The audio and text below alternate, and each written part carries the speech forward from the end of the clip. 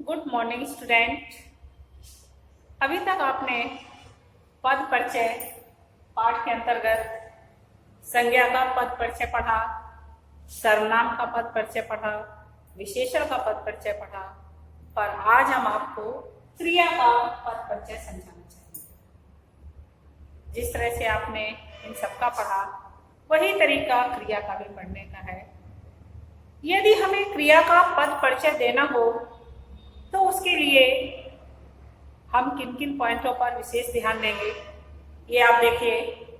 यदि हमें क्रिया का पद परिचय देना है तो सबसे पहले क्रिया का भेद देखेंगे।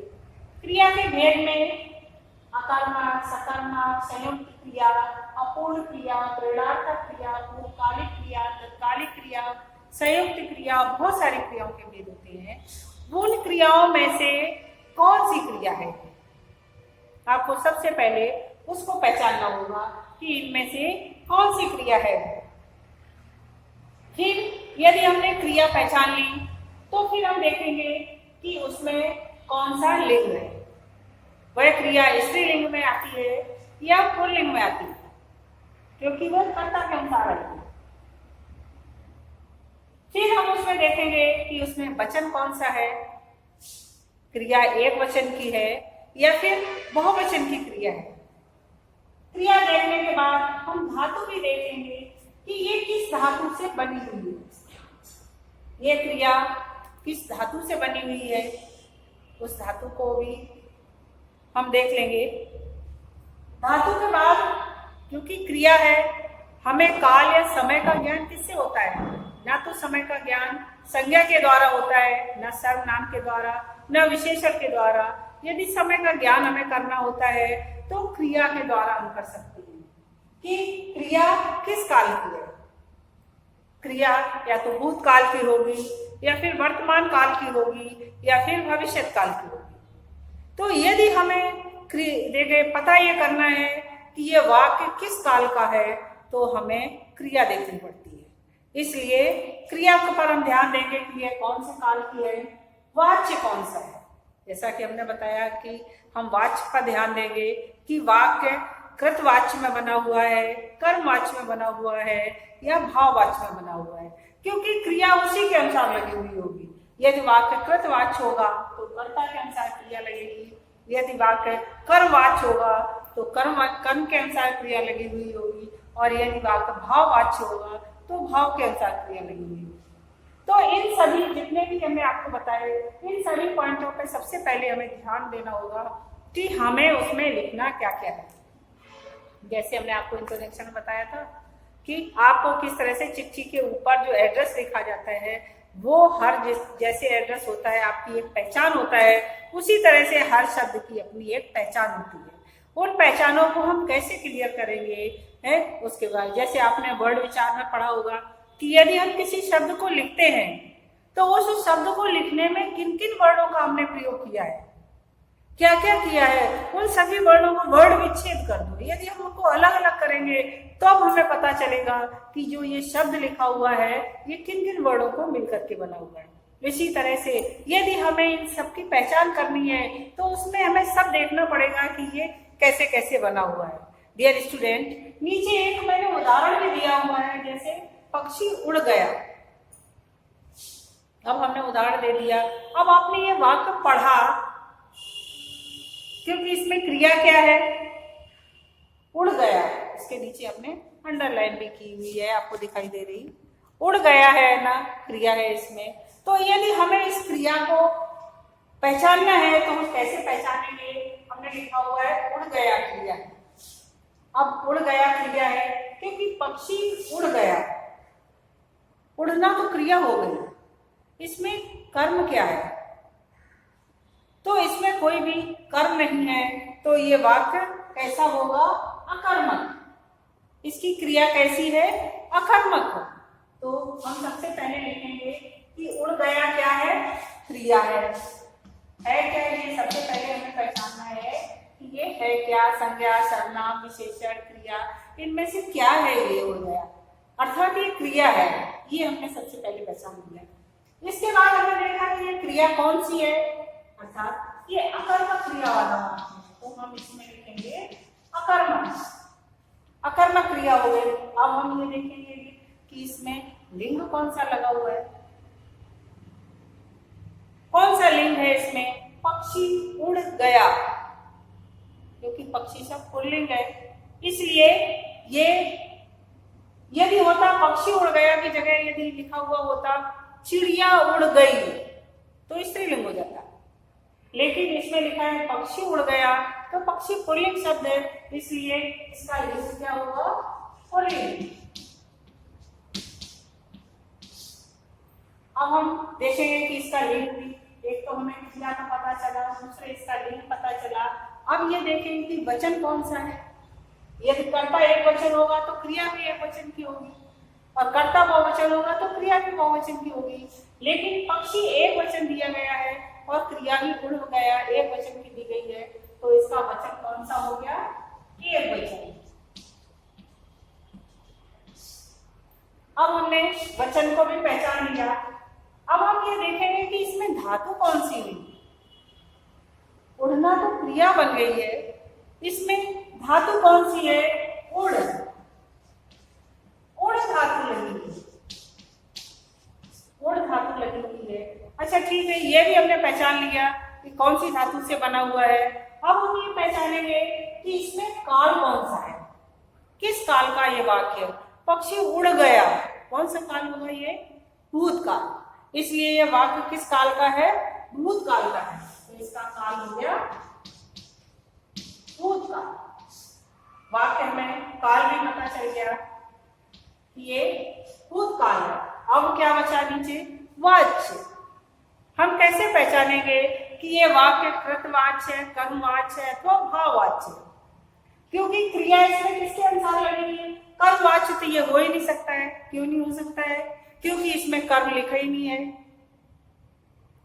तो ये हमने मान लिया कि इस वाक्य को कर्मवाच्य में तो हम मान ही नहीं सकते। जब ये कर्मवाच्य नहीं है तो या तो ये कृतवाच्य होगा या फिर ये भाववाच्य होगा। तो ये क्योंकि ये साधारण वाक्य है, इसमें भाव प्रमुख नहीं है, तो इसलिए ये वाक्य क्या हो गया, कृतवाच्य वाक्य हो गया।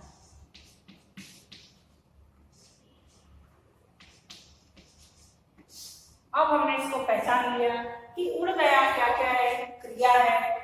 यदि हमने इसको पहचाना तो किस तरह से, उड़ गया क्या है, क्रिया है, अकर्मक क्रिया है, पुल्लिंग है, ये एक वचन है, उड़ धातु है इसकी, भूतकाल है ये, और कृतवाच्य। इस तरह से हमें ये सारे पॉइंट पढ़ेंगे यदि हमें किसी का पद परिचय बताना है। धन्यवाद। डियर स्टूडेंट, अभी आपने क्रिया का पद परिचय समझा। अब हम आपको अव्यय शब्दों का पद परिचय समझाना चाहिए।